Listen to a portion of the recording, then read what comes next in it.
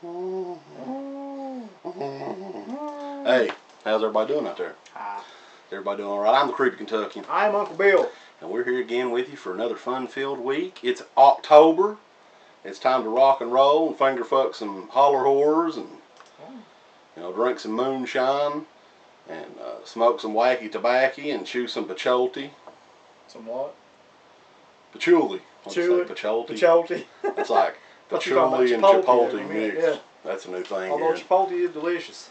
That's a new thing in there, Eastern Kentucky. But anyway, another review we got for you this week is the brand new. Well, we're not going to talk about the Blu-ray itself because, enough people have talked about that. I guess. And we haven't actually seen it yet, so we can't really say anything. But this is the movie Night of the Living Dead, 1990.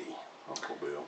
Oddly enough, this is probably one of those movies that I like a lot more than almost everybody else because I saw this movie in the theater when it came out when I was 10, I guess. So you got to keep in mind that my opinion is slightly biased by that fact. But also, this was directed by Tom Savini, who was one of the, I guess, not originators of the whole Romero zombie thing, but he definitely brought it into its own with Dawn and Day of the Dead and all that stuff that came after that. So it's basically It's the same thing as the original. Yeah, it's a remake. Group of people stuck in this farmhouse, and here comes some zombies, bulls. Golly. We've probably seen a gazillion independent zombie movies that have the same goddamn storyline. So the truth is there's probably been about 80 or 90, probably even more, actually, than that, zombie movies with this same storyline. But to be honest about this one, this is a remake, so this one, I give it, it's okay to actually do the same storyline as like 950,000 other fucking independent zombie movies.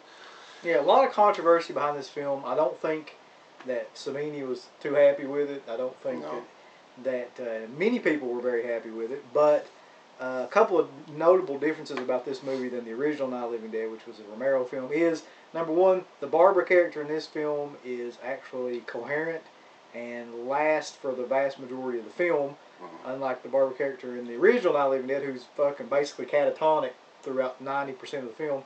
Yeah. Also, I think they just tried to find somebody that looked exactly like, who was the guy that played Ben? Dwayne Johnson or Dwayne? Dwayne Johnson's The Rock. That's right. Dwayne, what was his name? I can't remember. It's one of those brain farts. I can't remember. Yeah. But anyway, they just tried to find somebody that looked exactly like that guy. I think Dwayne Allman. Dwayne. That's who it was. Yeah. Dwayne 80 in the Rebel Rousers. Okay.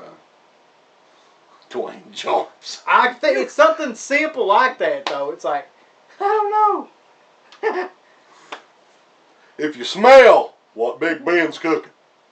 So anyway, Night of the Living Dead 90, look, in my humble opinion, like, it pales in comparison to the original film. Only because I grew up mainly watching the original film, and I think that of all of the Romero Dead films, it's the only one that really attempts to be scary. And this one, like, no, there's no scary moments in it at all.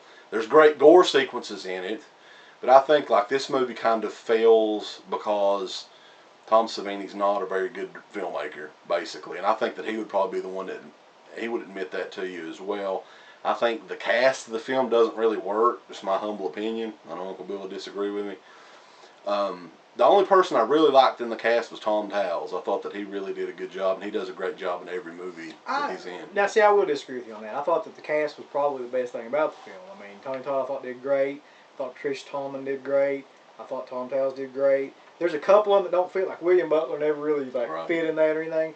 But the vast majority of people did a really good job in this. It's just, I think it does go more back to the fact of Savini just being able to make a film, like the pacing and the way that it's made.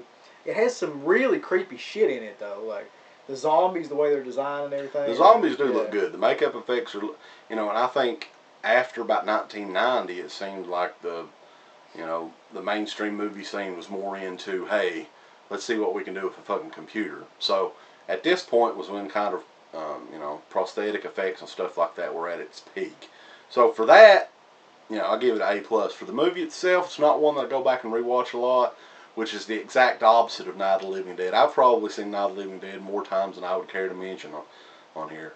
But, you know, Night of the Living Dead 90, I think it's got a huge cult fan base, and a good example of that is this thing sold out before it ever was officially released. Right. It was sold out in pre-order, and we have a copy here if anybody's interested. Hey, PM me. We'll hook you up. Just bring some money. Yeah. But anyway, Night of the Living Dead 90, no, we kind of teeter-totter on that. I like it. I would give it, let's see, what would I give it? I give it 7 out of 10 titties. Yeah. Well, using that same scale, I would probably give it 4 out of 10 titties. It's not a horrible movie, but it's not one that I go back and rewatch that often. How dare you? That is Night of the Living Dead 90. Check us out. Be sure to check out our upcoming screening of the original classic Halloween on October the 27th at the Strand Twin Theater as well. Oh my It'll God. be huge. Oh my God. It's East Kentucky Film Festival. Shit on you. Brought to you by DEADPIT.